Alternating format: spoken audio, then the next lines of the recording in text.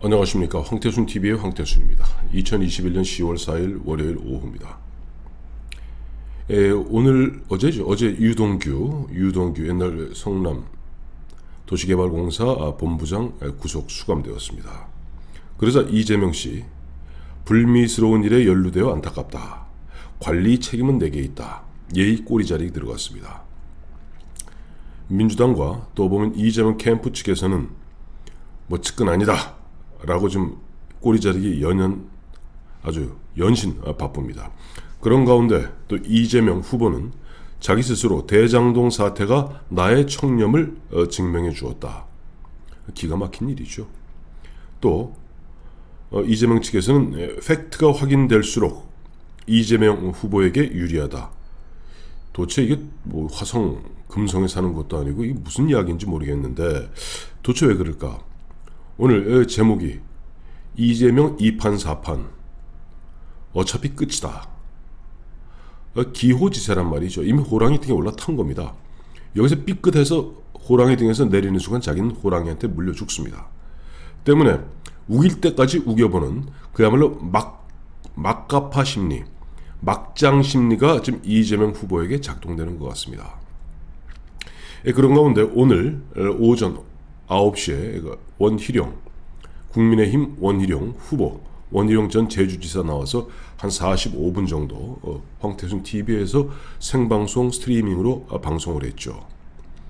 역시 보면 원래 천재로 유명한 사람 아닙니까?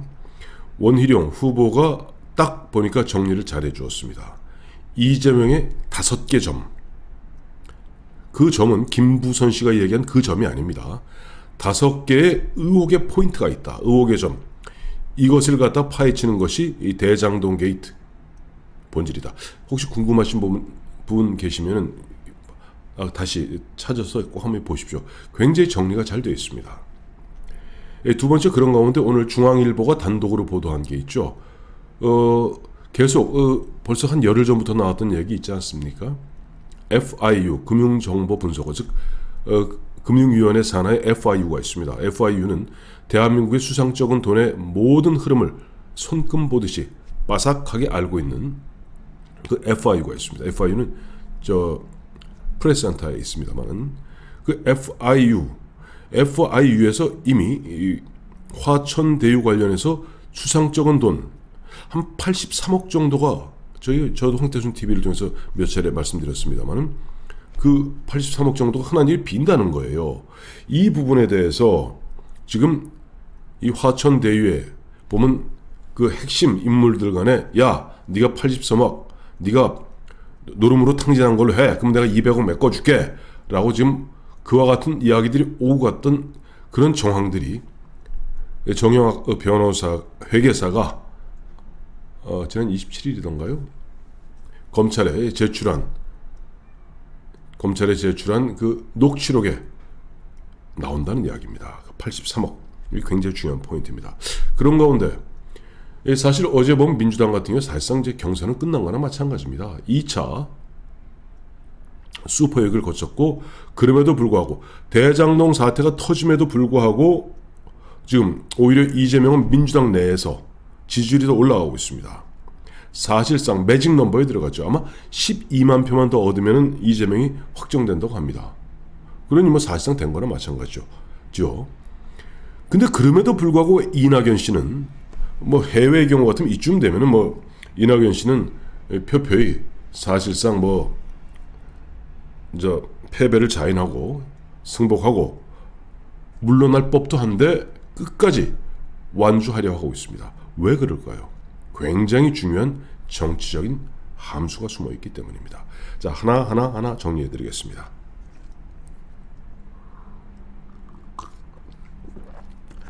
우선 이 원희룡 후보가 이야기하는 이재명 후보 5개 점, 이게 뭐냐니까 이 대장동 게이트는 대장동 개발 사건과 법조 비리 이 두 가지가 마치 샴 쌍둥이라고 있죠. 몸통은 하나인데 머리만 2개인 샴 쌍둥이 마냥 한쪽은 대장동 개발 사건의 머리, 또 한쪽은 법조 비리, 이제 이게 권순일, 박영수, 다음에 곽상도 뭐 등등등등등등. 이 법조 비리 재판 거래의 의혹과 대장동 개발 사건 의혹이 이 두 머리지만 몸통은 하나인, 즉 이것이 바로 대장동 게이트의 본질이라는 겁니다.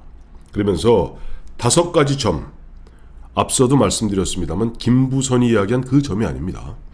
첫째, 왜 어제 구속 수감된 유동규가 측근이 아니라고 극구 부인하는가? 측근이 아닌 자를 갖다가 보면은 2010년 성남시장 취임 당시, 그 당시 인수위원회 시절부터 핵심 보직을 맡기고 그 다음에 대장동 개발할 때는 물론 이재명 씨는 그 설계는 내가 했다고 했습니다만 그 설계를 집행하는 장비 같은 유동규에게 모든 것을 맡기다시피 했고, 그리고 경기지사가 되어서는 차관급인 경기관광공사 사장. 그런데 임기 9개월 앞두고 보면 유동규가 쪼개지면서 뭐 이리저리 요즘 측근이 아니라고 우리 캠프에 들어온 적 없다고 얘기하는 것은 캠프에서 뛰지 않는 것만은 사실이에요. 왜냐니까 지금 현재까지 파악된 바로는 유동규는 이미 지난해 연말 정도부터 이재명과 좀 이 척을 지기 시작한 것 같습니다. 돈 문제죠. 유동규가 뭐 보면 화천 대유나 이쪽에다 개발 수익의 25% 약 700억을 달라고 요구했고, 뭐 정영학 회계사의 뺨을 때리고 뭐 이랬다는 거 아닙니까? 이러면서 뭔가 지금 이 내부의 갈등 때문에 캠프에는 합류를 안 했지만은 그 직전까지 그 보직을 다 거쳤는 진짜 방탄 3인방 중에 한 사람인 유동규가 왜 내 측근이 아니라 극구 꼬리를 자를까? 이게 첫 번째 점이라는 겁니다. 물론 이건 앞으로 정진상 정책실장을 이제 신병을 확보해서 더 추적해보면 다 나오죠. 두 번째, 왜 처음에 이재명 성남시장은 이 건을 설계할 때 지분 50% 플러스 1 지분을 갖고 있는 성남도시개발공사가 이른바 우선주로 갖도록 함으로써 1822억의 그 외에는 수익을 못 받게 하고 나머지 엄청난 수익, 결과적으로 거의 1조 원 가까운 수익을 갖다가 왜 화천 대유 한쪽에 몰아주었는가? 왜 그렇게 설계했는가? 이게 두 번째 점이라는 겁니다. 세 번째, 이재명 성남시장은 뭐 지사 때도 마찬가지고 시장 때도 마찬가지고 특히 성남시장 당시에는 뭐 단돈 뭐 100만 원짜리 그런 결제도 일일이 본인이 다 확인하고 다 사인하고 했다는 겁니다. 그런데 왜 유독 이 건 대장동 관련해서만은 내 몰라라, 나는 잘 모른다 라고 꼬리를 자르는가? 이게 세 번째 의혹이라는 겁니다. 점이죠. 네 번째, 그렇다면 이 큰 그림에서 중간에 왔다 갔다 리베로 같은 역할을 하면서 법조 브로커 역할을 하면서 이 법조인 저 법조인을 엮었던 법조 출입기자 30년 경력이 있다는 김만배 씨는 왜 권순일 대법관을 갖다가 그 마침 이재명 사건이 대법원에 올라가고 다음에 1년 후에 대법원에서 이른바 소극적 거짓말이란 이유로 권순일이 앞장서서 무죄로, 즉 이른바 파기환송할 그 1년 동안 왜 8차례를 만났던가? 정말 김만배가 이야기한 대로 대법원에 머리 깎으러 갔는가? 세상 별 사람 다 봤네. 대법원에 군의 이발소에 머리 깎으러 갔다는 사람 처음 봤습니다. 이게 네 번째 점입니다. 다섯 번째 점은 다 드러난 이야기입니다만은 이재명 최소한 이번 건, 그러니까 대장동 말고 그 보면 대장동 건도 포함됩니다만은 대법원에서 이 권순일이 이 무죄 판결을 내렸던 이 파기환송인데 그 건 관련해서 30명에 가까운 변호인을 샀습니다. 그런데 돈을 누구도 지불한 사람이 없습니다. 지금 이재명 씨는 민변의 전통에 따라서 그건 한 사람의 이야기죠. 한 사람 이야기지 나머지는 아니거든요. 30명. 자, 이 재판 비용 과연 누가 됐는가? 이 5가지 점. 이 5가지 점이 결국 이재명 이른바 대장동 게이트와 이재명이 몸통이라는 것을 갖다가 이른바 나중에 믹스 앤 매치 시킬 수 있는 중요한 포인트다라는 이야기를 오늘 원희룡 후보가 원희룡 전 제주지사 원희룡 전 검사가 한 겁니다. 그와 관련해서 앞서도 말씀드렸습니다마는 이미 FIU 금융위원회 산하의 금융정보분석원에서 올 4월 그러니까 지금 10월이면 6개월 전이군요. 그 뭐 수상적인 돈 화천 대유에서 그 수상적인 돈의 흐름 자금의 흐름이 있어서 그것을 갖고 경찰청에다 예전 같으면 검찰에 넘겼겠습니다만은 이제 뭐 검경 수사권 조정 때문에 경찰청에다가 자, 이 화천 대유에서 수상적인 돈의 흐름이 있습니다라고 수사하세요라고 정보를 주었는데 경찰청에서는 그것을 용산경찰서 누구 무슨 거주지가 용산에 있대요. 용산경찰서에 주었는데 용산경찰서에서는 그걸 무려 5개월을 뭉개고 있었습니다. 이제 와서 뭐 경기남부 경찰청에 넘겼다는 말이 있는데 이건 뭐 별도로 액수가 드디어 나오기 시작한 겁니다. 중앙일보 단독 보도에 따르면 83억이랍니다. 화천대유에서 아무리 이리저리 맞춰봐도 83억이 펑크 나는 겁니다. 묘하죠? 83억. 이 83억에는 그냥 우리가 합리적 의심한다면 이 83억에는 혹여 이재명 캠프에서 선거 비용으로 필요한 돈이 있지는 않았겠는가. 또 앞에 말씀드렸던 30명의 변호사들이 다 일제히 이재명의 그 인품에 간보가요 다 무료 변론에 나섰겠는가. 어떠한 형태로든지 굵직굵직한 돈. 왜? 이 되지 않는 사건을 갖고 억지로 무죄를 만든 사건이거든요. 그러니까 오늘 원희룡 후보는 이런 얘기하더라고요. 지금 이 화천대유는 사실상 보면은 이재명을 위한 이재명에 의한 이재명의 사설 로펌이다. 사설 로펌의 그 능력은 김앤장보다 낫다. 김앤장은 대법원에 그렇게 올라간 사건을 갖다가 한 표 차로 무죄로 만들 수는 없었을 것이다 라고 얘기하는데 그 83억과 권순일과 또 30명의 변호사들과 뭐 등등등등등등 거기다 대선 캠프 이것과 연결될 고리는 없겠는가. 그 연결된 고리는 뭐 검찰들이 찾아봐야 될 텐데 숙제인데 모르겠어요. 뭐 야당에서는 계속 특검 얘기하는데 현실적으로 특검이 가능하겠습니까? 특검 불가능합니다. 왜?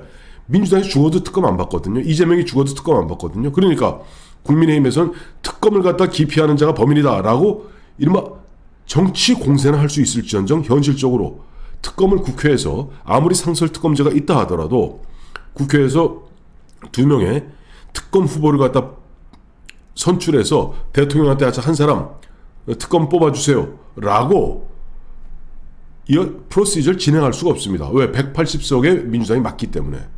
그러니 현실적으로 우리가 지금 그나마 기대할 수 있는 것은 이 검찰의 물론 일부 검사 보면 권력에 오염되고 현 정치권의 눈치 보고 현 집권 여당 눈치 보고 있겠습니다만 아마 대다수의 검사들은 그렇지 않을 겁니다. 저는 검사들의 정의감에 한번 기대를 걸어봅니다.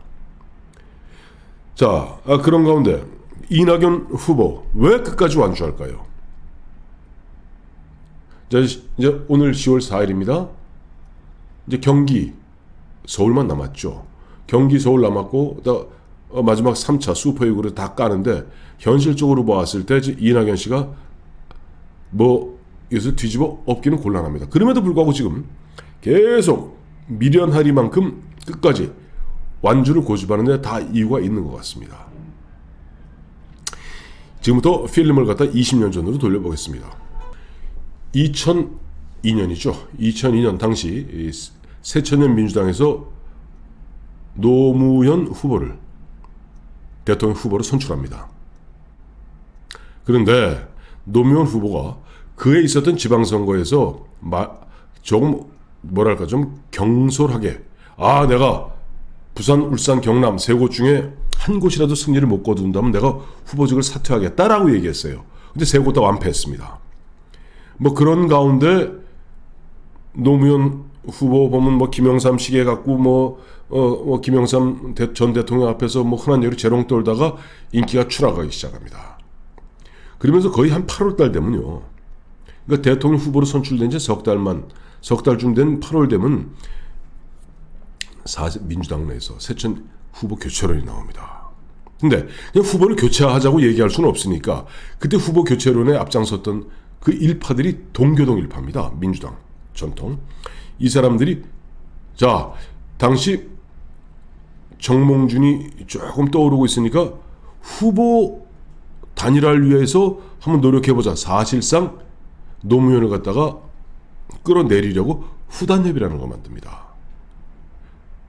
그것 때문에 노무현이 나중에 정몽준 가까스로 정몽준을 갖다가 여론조사에서 이어서 후보로 또 대통령이 되었습니다만은 그때 노무현 가슴속에 쌓였던 앙금이 결국 2003년 노무현 정부 출범하자마자 민주당을 깨고 그 당시 열린 우리당을 만들게 되는 결정적 계기가 되죠. 그때 진짜 어마어마하게 흔들었거든요. 또 있습니다. 97년 이회창 후보가 선출되었습니다마는 그 아들 문제가 너무너무 심각해서 더 이상 승산이 없다라고 하니까 2등이었던 이인재 경기지사에게 눈길을 주기 시작합니다. 그러면서 이회창을 흔드는 흐름들이 있죠. 그때 이회창이 강하게 버팁니다. 물론 TK들이 버텼죠. 그렇게 함으로써 이인재가 깨고 나가게 되는데 어쨌든 이번 이낙연이 지금 완주하는데도 이미 그런 계산이 깔려있는 것이 아닌가 하는 생각을 하게 됩니다. 찾아봤습니다. 민주당 당원 104조는 후보 재추천 규정이 있습니다. 이러저러한 사유로 도저히 기존에 선출된 후보로서는 본선 게임에 등록할 수가 없을 때는 새로 재추천하거나 그 다음 2항이 중요합니다. 만약에 시간이 너무 짧아서 그러니까 그거 갖다 다시 처음부터 경선할 그런 시간이 없을 때에는 당무위원회에서 추천을 무효화시키고 그러니까 기존에 추천을 무효화시키고 후보자를 재추천할 수 있다 이렇게 되어 있습니다. 가정하여 지금 이낙연 씨 머릿속에는 한 11월 중순쯤 돼갖고 이 대장동 용기 있는 검사들이 이제 하나하나 파헤쳐서 더 이상 보면 대장동 사태가 나의 청렴을 증명해준다 이런저런 말 같지 않은 이야기를 우기는 것도 손바닥으로 하늘을 가리는 것도 한두 번이지 국민들이 그렇게 바보입니까? 드디어는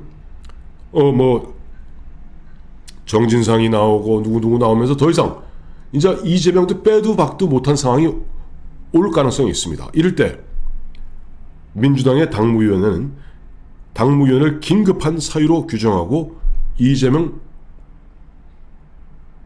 후보 추천을 취소할 수 있습니다. 취소한 다음에 그 다음에 당연히 누가 되어야죠? 2등으로 완주했던 이낙연이 될 수밖에 없는 겁니다. 그렇다고 이낙연이 여기서 중간에 중도 포기해버리면 중도 포기한 사람을 다시 추천할 수는 없거든요. 우리가 상식으로 봐서 정치도 상식이거든요. 자, 1등이지만 1등이 예전에 벤 존슨 마냥 서울올림픽 때 막 뛰어서 1등 했고 2등을 조 루이스가 했는데 1등 벤 존슨이 알고 봤더니 약물 부정으로 약물 맞아서 1등 했던 거예요. 그러면 금메달이었던 벤 존슨의 금메달은 박탈해버리고 2등이었던 조 루이스인가요? 칼 루이스가 은메달 받았던 사람이 금메달 되고 동메달 받았던 사람이 은메달 되고 그 4등이 동메달 되는 겁니다. 이것이 올림픽에서 적용되는 규칙이죠. 그렇기 때문에 지금 이낙연 씨는 완주하고 마음속으로는 아마 내심 지금도 계속 보면 이낙연 측에서는 계속 이 건이 간단치 않은데 라고 계속 보면 뭔가 경고 사인을 보내면서 좀 점잖게 그러나 노골적으로 이재명 걸지는 않지만은 이것이 그냥 대장동 사태 갖고 대선을 치르기는 힘들 것이다 라는 그 이야기를 계속 신경민 의원이라든가 설훈 의원이라든가 이런 양반들이 계속 얘기하는 데는 다 그만한 이유가 있는 겁니다. 자, 이런 분위기다 보니까 이재명은 어차피 2판 4판 청명해주거나 한식해주거나 마찬가지고 우길 때까지 우기다가 이 우김이 통해서 요행이 통해서 이걸 돌파한다면 가는 거고, 어차피 여기서 중도에 내려도 흔한 얘기로 저 원희룡 후보 얘기대로 구치소 가야 되는 거고, 중간에 가다가 민주당에서 후보 취소해도 구치소 가야 되는 거고, 감옥 가야 되는 거고, 그러니 이 판사판으로 우길 때까지 우겨보자 하는 그야말로 막가파 막장 심리가 발동했기 때문에 정말 정상적인 사람이 들었을 때 도저히 납득할 수 없는 이야기를 갖다가 국민을 상대로 벅벅 우기는, 국민을 개 돼지로 보는 행태를 갖다 벌이고 있다. 그렇게 평가해야 될 것 같습니다. 고맙습니다.